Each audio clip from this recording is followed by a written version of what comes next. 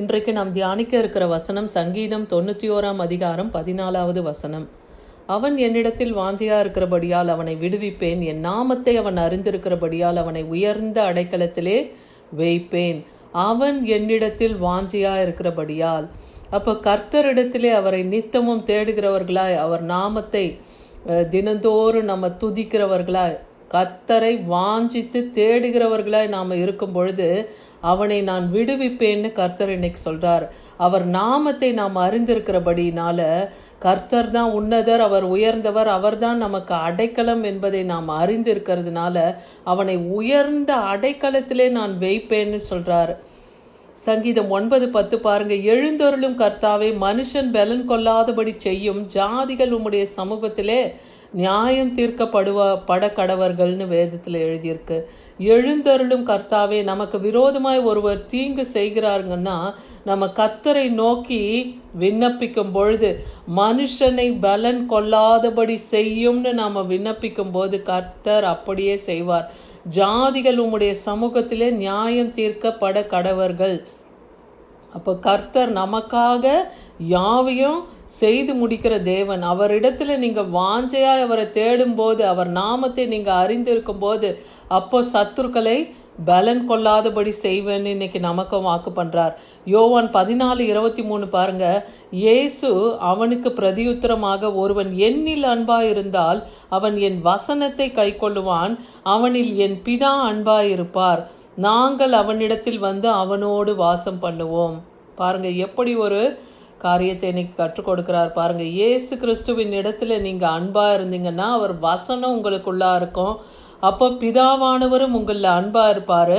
அப்போ அவர் அன்பா இருக்கும்போது நாங்கள் அவனிடத்தில்னா குமாரனும் பிதாவும் நம்மிடத்திலே வாசம் பண்ணுவேன்னு சொல்றாரு இன்னைக்கு. அப்போ தேவனை நாம் தேடுகிறதுல ஒரு குறைவும் காணப்படக்கூடாது. நித்தமும் அவர் சந்நிதியை தேடுகிறவர்களாய், நித்தமும் அவரை நாடுகிறவர்களாய் காணப்படும் போது தேவன் நம்மிடத்திலே வாசம் பண்ணுவார். அவர் அன்பின் தேவனாக இருக்கிறார் இல்லையா.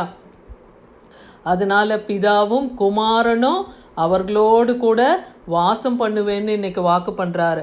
யார் தேடுறாங்களோ அவங்க கூட பிதாவும் குமாரனும் இருப்பேன்னு சொல்லப்பட்டு இருக்கு வசனம். யாக்கோபு 1:12 பாருங்க. சோதனையை சகிக்கிறவன் பாக்கியவான், அவன் உத்தமன் என்று விளங்கின பின்பு கர்த்தர் தம்மிடத்தில் அன்பு கூறுகிறவர்களுக்கு வாக்குத்தத்தம் பண்ணின ஜீவ கிரீடத்தை பெறுவான். அப்போ இன்னைக்கு சோதனை, நமக்கு பலவிதமான சோதனைகள் மத்தியில் நம்ம வாழ்கிறோமா, அந்த சோதனையை நாம் சகித்து கொண்டு போகும்போது நம்மை தேவன் என்ன சொல்றாரு? பாக்கியவான்கள்னு சொல்றாரு. அவன் உத்தமன் என்று விளங்கின பின்பு, அந்த சோதனை முழுதும் அவன் கடந்து வரும்போது அவன் உத்தமன் என்று விளங்குகிறானா. அதனால கர்த்தர் தம்மிடத்தில் அன்பு கூறுகிறவர்களுக்கு அவர் பண்ண வாக்கு தத்தத்தை நிச்சயமாக நிறைவேற்றி அவனுக்கு ஜீவ கிரீடத்தை தருவேன்னு சொல்கிறாரு.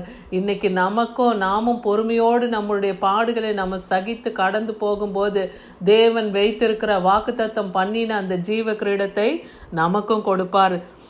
ரோமர் 8:28 பாருங்க. அன்றியும் அவரின் தீர்மானத்தின்படி அழைக்கப்பட்டவர்கள் தேவனிடத்திலே அன்பு கூறுகிறவர்களுக்கு சகலமும் நன்மைக்கு ஏதுவாய் நடக்கிறது என்று அறிந்திருக்கிறோம்னு வேதவசனம் சொல்லுது. அப்போ அழைக்கப்பட்டவர்கள் அநேகர், தெரிந்து கொள்ளப்பட்டவர்களோ சிலர்னு வசனம் சொல்லுது.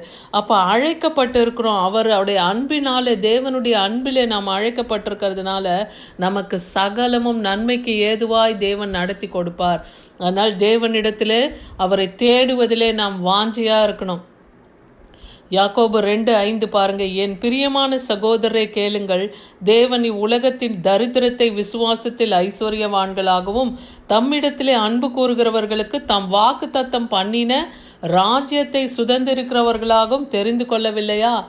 ஏன்னா ஆபிரகாமுக்கும் ஈசாக்குக்கும் யாக்கோபுக்கும் தேவன் அந்த கானானை கொடுத்தார் இல்லையா. பாலும் தேனும் ஓடுகிற அந்த கானானை கொடுப்பேன்னு வாக்கு தத்தம் பண்ணினார். அந்த வாக்கு தத்தத்தை இஸ்ரவேல் ஜனங்களுக்கு நிறைவேற்றியும் காண்பித்தார். அப்போது தரித்திரராக இருக்கிறவங்கள விசுவாசத்தில் நாம் விசுவாசித்தோமானால் நம்மையும் ஐஸ்வர்யவானுவாக்குவார் இல்லையா. கிறிஸ்துவுக்குள் நாம் ஐஸ்வர்யவான் ஆகிறோன்னு வசனம் இருக்குது.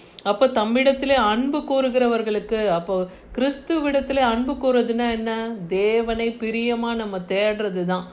அவரை வாஞ்சியோடு நம்ம தேடுறது தான் நம்ம அவரிடத்துல அன்பு கூறுகிறது.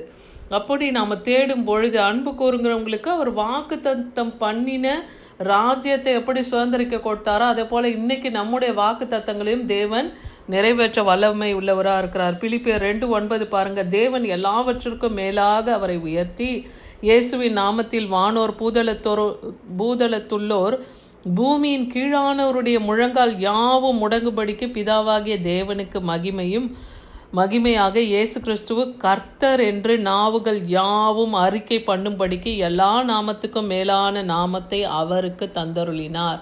அப்போ இயேசு கிறிஸ்து என்னும் அந்த உன்னத நாமத்தை நாம் உச்சரித்து தேவனிடத்தில் நாம் விண்ணப்பித்து ஜபிக்கும் போதும், அதே போல் உலகத்தில் இருக்கிற எல்லா நாவும் அவர்தான் மெய்யான தேவன் என்று அறிக்கையிட்டு முழங்கால் யாவும் அவருக்கு முன்பாக முடங்குன்னு வேத வசனம் சொல்லுது இல்லையா? அப்படி முடங்கி அவரை நோக்கி நாம் பார்க்கும்போது தேவன் நம்முடைய ஜபத்தையும் கேட்பார், நம்முடைய விண்ணப்பங்களுக்கும் பதில் தர வல்லமை உள்ளவராக இருக்கிறார். கலாத்தியர் 4:9 பாருங்கள். இப்பொழுதே நீங்கள் தேவனை அறிந்திருக்க, தேவனாலே அறியப்பட்டிருக்க, பலனற்றதும் வெறுமையானதுமான அவ்வழிபாடுகளுக்கு நீங்கள் மறுபடியும் அவைகளுக்கு அடிமைப்படும்படி திரும்புகிறது எப்படின்னு கேட்குறாரு. அப்போ இன்றைக்கி ஏன் இந்த வாக்குத்தத்தத்தை நம்ம கொடுத்துருக்கார்? தேவனிடத்தில் அன்பு கூர்ந்து கொண்டு இருக்கிற நாம் மறுபடியும் நம் வழி விட்டு விலகி விக்கிரகங்களை நோக்கி ஓடக்கூடாது. வெறுமையானதை தேடி, ஒன்றுக்கும் பிரயோஜனம் இல்லாத அத்தகைய விக்கிரகங்களை தேடி, அத்தகைய வழிபாடுகளை தேடி நீங்கள் மறுபடியும் போயிடாதீங்க, அதுக்கு அடிமைப்பட்டுடாதீங்கன்னு சொல்கிறாரு. இன்றைக்கி நமக்கும் அதை தான் சொல்லி உணர்த்தது நம்ம பார்க்குறோம். தேவனிடத்தில் நாம் திரும்ப கடவோம். அப்போது தேவன் நமக்கு வைத்திருக்கிற நன்மைகளையும் அவர் நம்மை பாதுகாக்கிறதையும் நம்மால் உணர முடியும். ஏசாயா 33:16 பாருங்கள். அவன் உயர்ந்த இடங்களிலே வாசம் பண்ணுவான், கண்மலைகளின் அரண்கள் அவனுடையவை உயர்ந்த அடைக்கலமாகும். அவன் அப்பம் அவனுக்கு கொடுக்கப்படும், அவன் தண்ணீர் அவனுக்கு நிச்சயமாய் கிடைக்கும்னு இங்கே வாக்கு பண்ணுறாரு. அப்போ தேவனை நாடுகிற நம்மை ஆபத்து காலத்தில் நாம் அவரை நோக்கி கூப்பிடும்போது எல்லாம் அவர் நம்முடைய எல்லா இக்கட்டிலிருந்தும் நம்மளை விடுவிக்கிற தேவனாக இருக்கிறார் இல்லையா? அவர் நம்மளை உயர்ந்த அடைக்கலத்தில் அவர் வச்சிருக்கிறார். அவர் கண்மலையின் மேலே நம்மளை நிறுத்துகிறார். அவர் தான் நமக்கு அரணும் கோட்டையுமா இருக்கிறார். அவர் உயர்ந்த அடைக்கலம் என்பதை வேத வசனத்தை தியானிக்கிற நாம் ஒவ்வொருவரும் அதை அறிந்திருக்கிறோம் இல்லையா? அதனால் அப்படி தேவனை தேடுகிறவர்களுக்கு தேவன் சொல்கிறாரு, அவன் அப்பம் அவனுக்கு கொடுக்கப்படும், அவன் தண்ணீர் அவனுக்கு நிச்சயமாய் கிடைக்கும். அப்போ தேவனுடைய அப்பமும் தண்ணீரும் நமக்கு கிடைக்கும். அது உலக பிரகாரமானதும் சரி, ஆவிக்குரிய அவருடைய வார்த்தை, அவருடைய பரிசுத்த ஆவியின் வல்லமையும் நமக்கு கொடுக்க வல்லமையுள்ள தேவனாக இருக்கிறார். யோவான் 17:3 பாருங்கள். ஒன்றான மெய் தேவனாகிய உம்மை நீர் அனுப்பியோராகிய இயேசு கிறிஸ்துவை அறிவதே நித்திய ஜீவன்.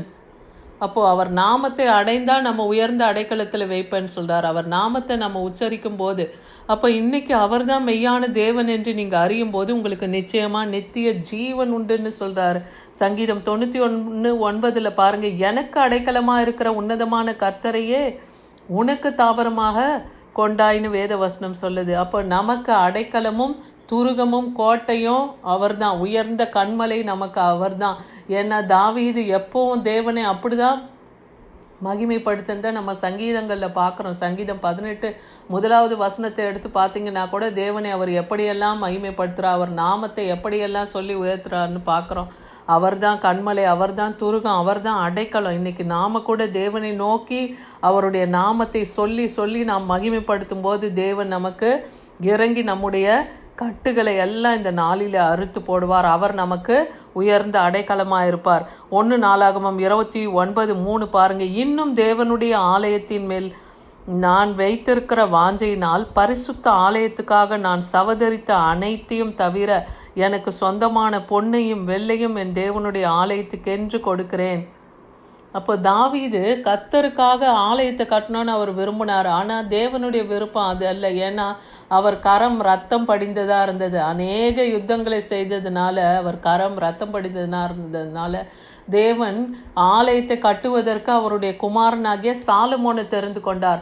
ஆனால் தாவீதுடைய வாஞ்சை என்ன? தேவனுக்கென்று ஒரு ஆலயத்தை கட்டி அதில் அந்த உடன்படிக்கை பெட்டியை வைக்கணுன்றது தான் அவருடைய மன வாஞ்சையாக இருந்தது. அதனால் அவர் தனக்கு உரிய யாவற்றையும் சவதரித்து ஆலயத்துக்காக அவர் சேர்த்து வைத்ததை பார்க்குறோம். பொன்னையும் வெள்ளியும் என் தேவனுடைய ஆலயத்துக்கு சென்று கொடுக்கிறேன்னு கொடுத்தார்.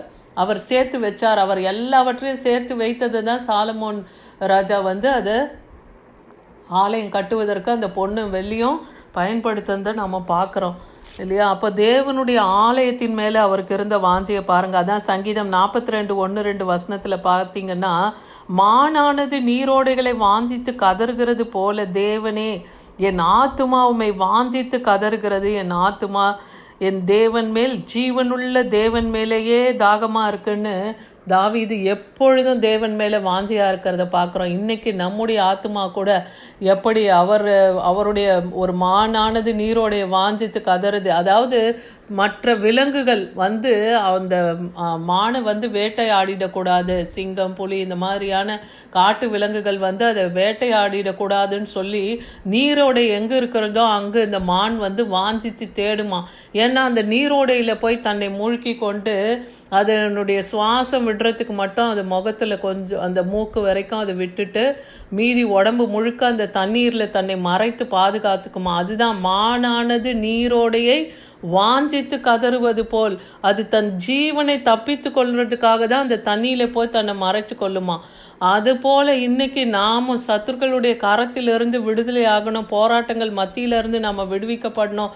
சோதனைகள் எல்லாம் நம்ம கடந்து விடுதலை ஆகணும்னா அந்த மானை போல தேவனை வாஞ்சித்து கதறி அவருடைய சமூகத்திலே நாம் நித்தமும் அவரை தேடுகிறவர்களாய் காணப்படணும். அவர் நாமத்தை நம்ம அறிஞ்சிருக்கிறதுனால அவர் நம்மை நிச்சயமாய் உயர்ந்த அடைக்கலத்திலே வைப்பார் என்று நாம் விசுவாசிப்போம். ஆமீன்.